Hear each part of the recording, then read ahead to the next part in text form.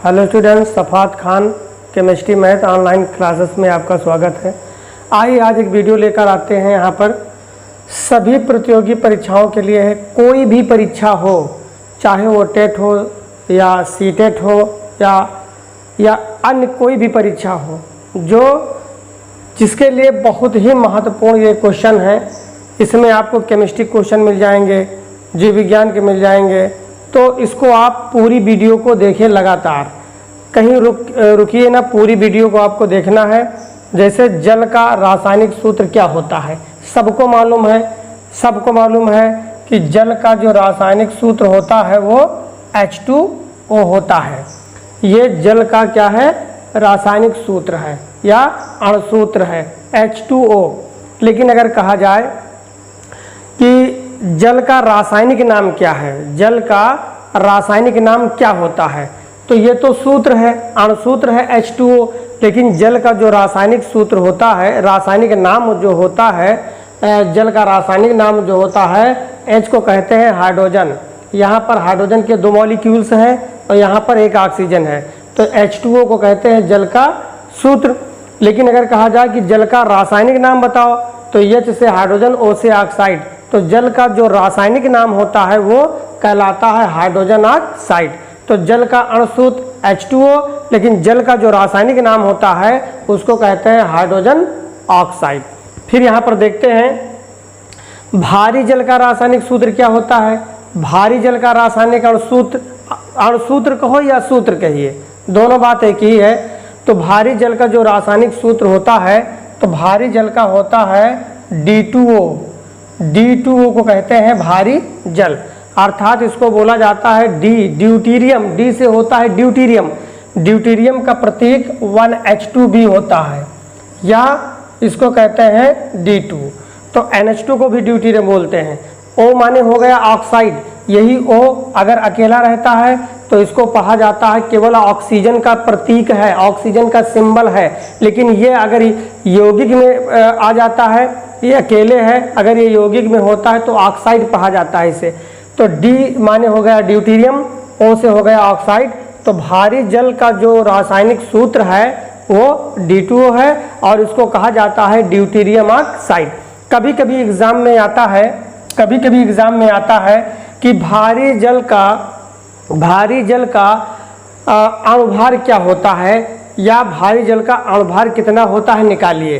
तो जैसे D2O है, ये भारी जल है, आपको इसका अणुभार निकालना है। अणुभार इसका 20 होता है। कैसे होता है, इसका अणुभार 18 होता है।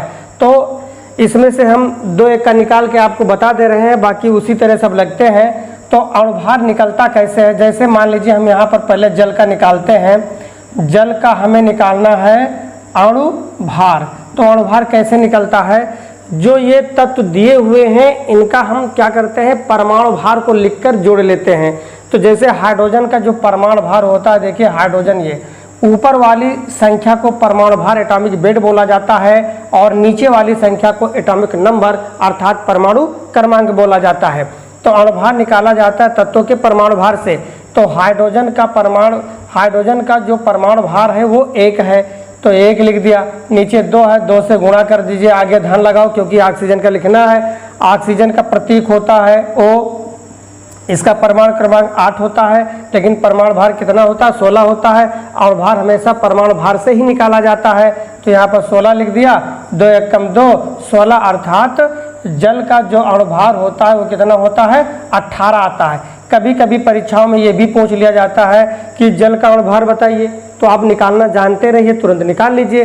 भारी जल का 20 आएगा, कैसे आएगा, ये जो ड्यूटीरियम होता है वो NH2 होता है, 1H2, इसको ड्यूटीरियम भी बोलते हैं। तो इसका जो परमाणु भार है D का वो 2 होता है। तो अगर हमें निकालना है D2O का अणुभार, अगर हमें निकालना है तो D का ये देखिए जो परमाणु भार होता है 2, नीचे 2 है, 2 से गुणा कर दीजिए। ऑक्सीजन का परमाणु भार होता है 16, 2 दूना 4 और 16 16 4 20। तो इसका जो है परमाणु भार कितना आता है, इसका जो अणुभार है वो निकालने के बाद आता है 20। तो जल का अणुभार पूछा जाए, साधारण जल का, इसका pH मान 7 होता है, सबको मालूम है। तो जल का जो रासायनिक सूत्र होता है H2O होता है, अणुभार 18 होता है। भारी जल का जो सूत्र होता है वो D2O होता है, इसको कहते हैं ड्यूटेरियम ऑक्साइड, और इसका अणुभार मॉलिक्यूलर वेट जो होता है 20 होता है। आइए नेक्स्ट पर देखते हैं सिरका। सिरके का रासायनिक सूत्र क्या होता है? सिरका को कहते हैं एसिटिक अम्ल। एसिटिक अम्ल ही सिरका कहलाता है। इसका सूत्र होता है CH3COOH, ये कहलाता है एसिटिक अम्ल, जिसे कहते हैं सिरका का सूत्र। तेजाब का सूत्र क्या होता है? तेजाब, जो मोटर गाड़ियों की बैटरियों में जो तेजाब पड़ता है उसका सूत्र आपको बताना है तेजाब का। तो तेजाब का जो सूत्र होता है वो H2SO4 होता है। ये सारे क्वेश्चन जो है हर प्रतियोगी परीक्षाओं में पूछे जाते हैं, इनको आना सबको बहुत मस्ट है, तो इनको आप लोग समझ लीजिए और इसको याद भी कर लेना है। तो तेजाब का जो रासायनिक सूत्र होता है H2SO4 होता है। तेजाब का सूत्र H2SO4 होता है।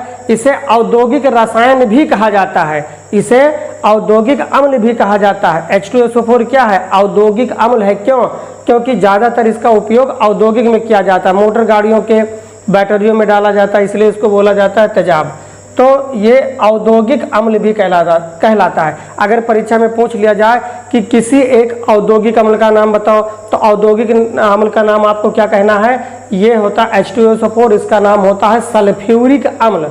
इसका नाम क्या होता है? सल्फ्यूरिक अम्ल होता है।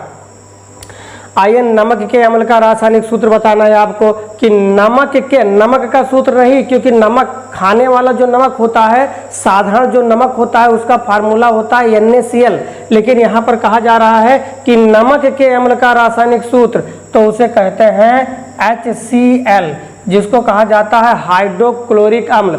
ये सभी मनुष्यों के स्टोमक में, पेट में ये पाया जाता है। अगर ये मनुष्य के पेट में ये अम्ल अगर ना पाया जाए तो जो खाना खाया जाता है वो क्या हो जाता है? वो सड़ सकता है पेट में। आमाशय में जो भोजन रहता है वो सड़ जाएगा। ये अम्ल क्या करता है? भोजन को सुरक्षित सड़ने से बचाता है।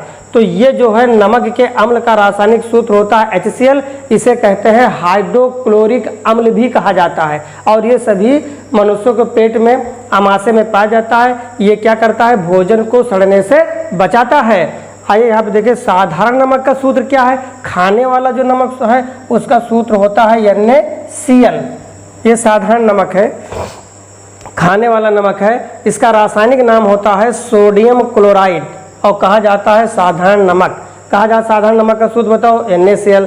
सोडियम क्लोराइड का सूत्र बताओ NaCl। इसका रासायनिक नाम होता है सोडियम क्लोराइड। आइए यहाँ पर सिंदूर का रासायनिक सूत्र देते हैं।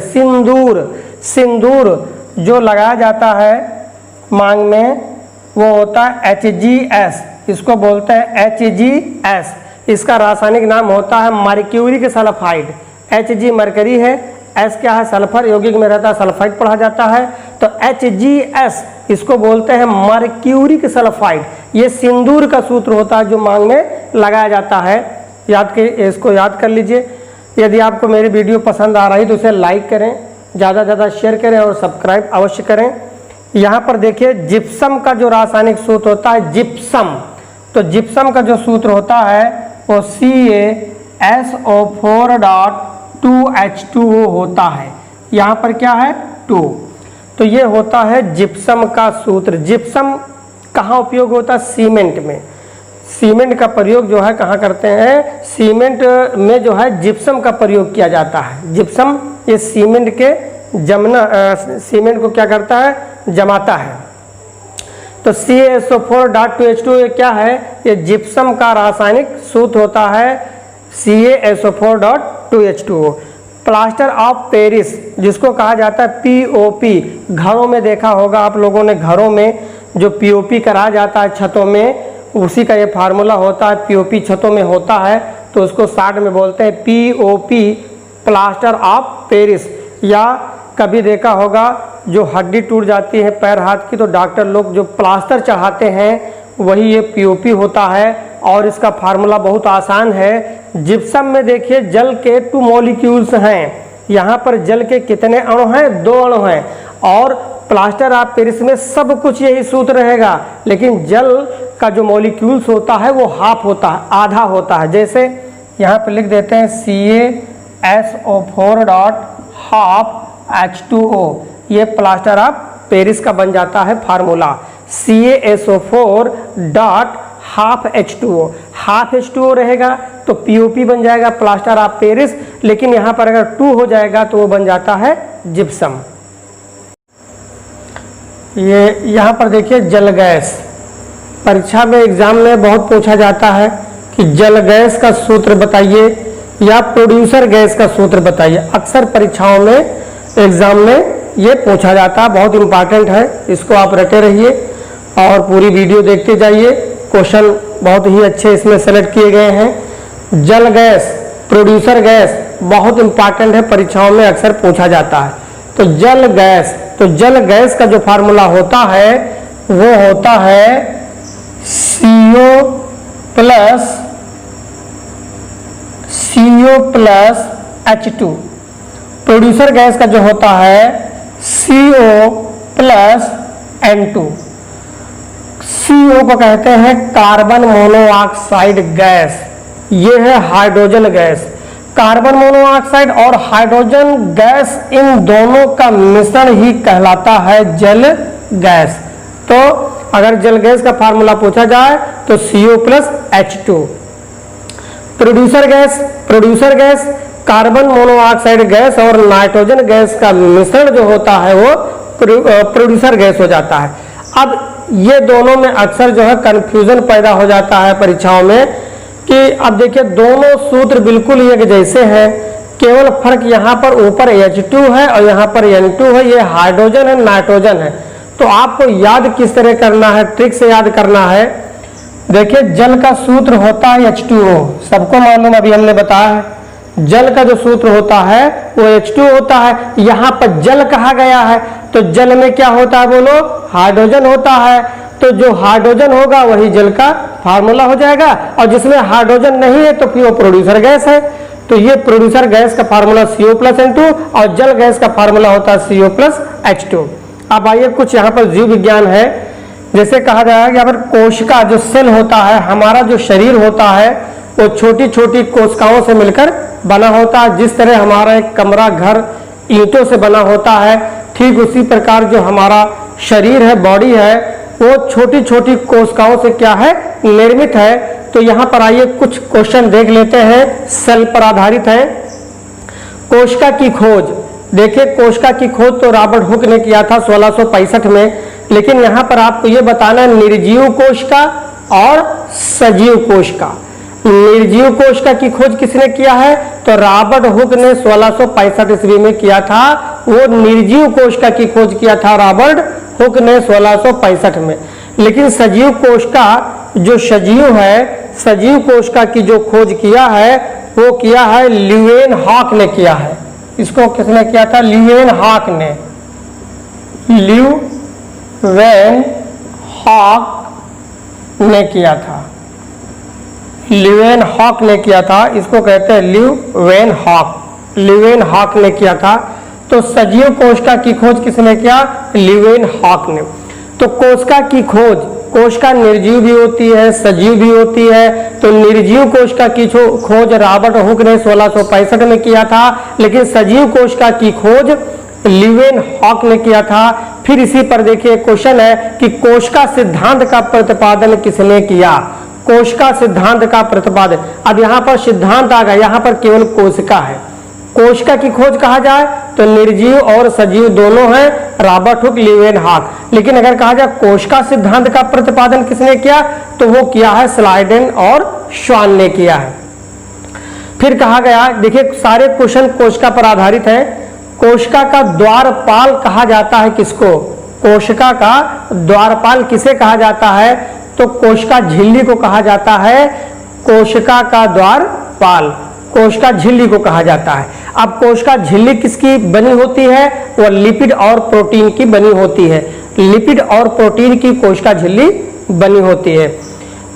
यहाँ पर देखिए कंफ्यूजन वाले क्वेश्चन है कि मानव शरीर की सबसे बड़ी कोशिका, और यहाँ पर क्या है, मानव शरीर की सबसे लंबी कोशिका। यहाँ पर बड़ी और यहाँ पर लंबी, बस इतना ही फर्क है। अगर मानव शरीर की सबसे बड़ी कोशिका कहा जाए तो मादा अंडाणु है। मानव शरीर की सबसे बड़ी कोशिका का नाम है मादा अंडाणु। मानव शरीर की सबसे छोटी कोशिका का नाम है शुक्राणु। लेकिन अगर कहा जाए मानव शरीर की सबसे लंबी कोशिका, अगर लंबी की बात आ जाए तो तंत्रिका कोशिका। गुणसूत्र देखिए क्रोमोसोम्स। क्रोमोसोम्स क्या होते हैं, गुणसूत्र क्या होते हैं, यहां पर समझते हैं। गुणसूत्र की जो खोज किया है, गुणसूत्र की खोज किसने किया है, स्ट्रासबर्गन ने किया है। गुणसूत्र की खोज क्रोमोसोम्स इसे कहते हैं। इसकी खोज किसने किया है, स्ट्रासबर्गन ने किया है। लेकिन इसका नामकरण, गुणसूत्र का जो नामकरण है वो वाल्डेयर नामक वैज्ञानिक ने किया है। तो यहाँ पर देखिए कहा जाए, अगर पूछा जाए एग्जाम में कि गुणसूत्र की खोज किसने किया, गुणसूत्र की खोज किसने किया, स्ट्रासबर्गन ने किया। और गुणसूत्र का नामकरण किस वैज्ञानिक ने किया, तो वाल्डेयर ने किया। अब यहाँ पर देखते हैं गुणसूत्र में होता क्या है। गुणसूत्र में क्या होता है, यहाँ पर देखिए ऑटोसोम्स होते हैं 22 जोड़ी। गुणसूत्र में जो ऑटोसोम्स की संख्या है वो 22 जोड़ी है, अर्थात संख्या में 44। और एक जोड़ी पाया जाता है सेक्स क्रोमोसोम्स। ऑटोसोम्स 22 जोड़ी अर्थात 44 और सेक्स क्रोमोसोम्स ये कहाँ पाया जाता है, गुणसूत्र में। ये दोनों गुणसूत्र में पाए जाते हैं, ऑटोसोम्स और सेक्स क्रोमोसोम्स। तो ऑटोसोम्स 22 जोड़ी अर्थात 44 होते हैं और सेक्स क्रोमोसोम्स एक जोड़ी होता है अर्थात 2। तो 44 और 2, 44 में 2 जोड़ देते हैं तो 46 हो जाता है। इस प्रकार गुणसूत्रों की कुल संख्या, मनुष्य में गुणसूत्रों की कुल संख्या होती है 46। अगर परीक्षा में पूछा जाए कि मनुष्य में गुणसूत्रों की संख्या कितनी होती है, तो आपको कहना है कि मनुष्य में गुणसूत्रों की संख्या 46 होती है। अगर एग्जाम में पूछा जाए कि ऑटोसोम्स कितने होते हैं, तो आप कहेंगे 22 जोड़ी या 44 और एक होता है सेक्स क्रोमोसोम। अगर पूछा जाए सेक्स क्रोमोसोम कितना होता है, तो आपको कहना एक जोड़ी, अर्थात मनुष्य में गुणसूत्रों की संख्या हुई 46। मेल, पुरुष में XY गुणसूत्र पाए जाते हैं। अगर पूछा जाए कि पुरुष में, मेल जो होते हैं पुरुष में कौन कौन से पाए जाते हैं, तो वहां पर X और Y गुणसूत्र पाए जाते हैं, ये पुरुषों में। और महिलाओं में, फीमेल में केवल XX गुणसूत्र पाया जाता है। तो पुरुष में XY ही गुणसूत्र पाया जाता है। जब पुरुष का X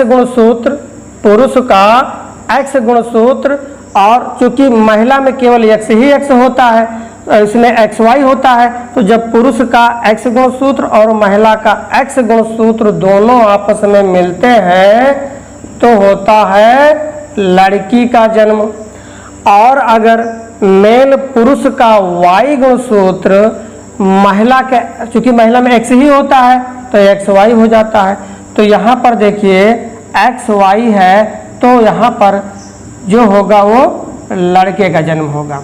अगर पुरुष का X गुणसूत्र महिला का X गुणसूत्र दोनों मिलते हैं तो XX होता है तो लड़की, और पुरुष का Y गुणसूत्र और महिला का X गुणसूत्र मिलता है तो लड़का होता है। तो स्क्रीनशॉट ले लीजिए। DNA, यहाँ पर देखिए डीएनए का पूरा नाम होता है डीऑक्सीराइबोज न्यूक्लिक अम्ल। डीऑक्सीराइबोज न्यूक्लिक अम्ल। एक होता है RNA और एक होता है DNA। इसको बोलते हैं डीऑक्सीराइबोज न्यूक्लिक अम्ल। RNA का पूरा नाम होता है राइबोज न्यूक्लिक अम्ल। और अगर कहा जाए कि ATP का पूरा नाम बताओ, एडिनोसिन ट्राइफॉस्फेट। और कहा जाए कि ADP का पूरा नाम बताओ, एडिनोसिन डाइफॉस्फेट। तो यहाँ पर देखिए RNA कहा जाए, RNA का पूरा नाम राइबोज न्यूक्लिक अम्ल, DNA का पूरा नाम डीऑक्सीराइबोज न्यूक्लिक अम्ल, एटीपी का पूरा नाम एडिनोसिन ट्राइफॉस्फेट, एडीपी का पूरा नाम एडिनोसिन डाइफॉस्फेट, ये इसके पूरे नाम हैं।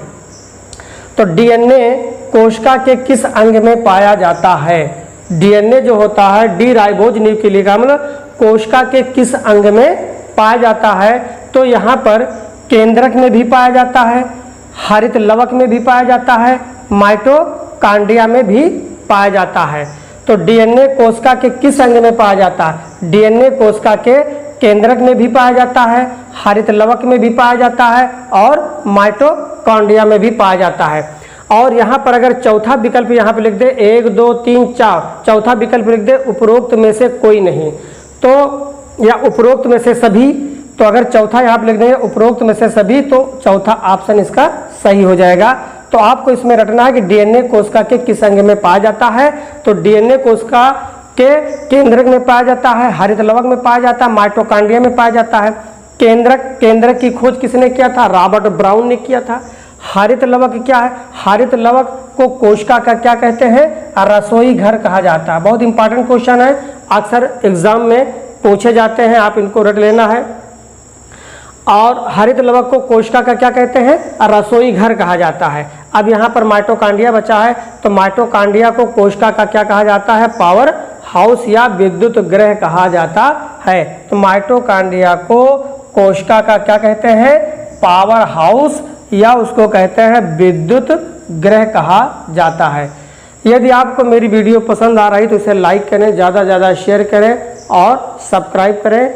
इसी तरह की वीडियो आपको हम अपलोड करते रहेंगे। और यदि आप हमारे चैनल को आप सब्सक्राइब कर लेंगे तो आपको बराबर नोटिफिकेशन मिलती रहेगी। Thank you.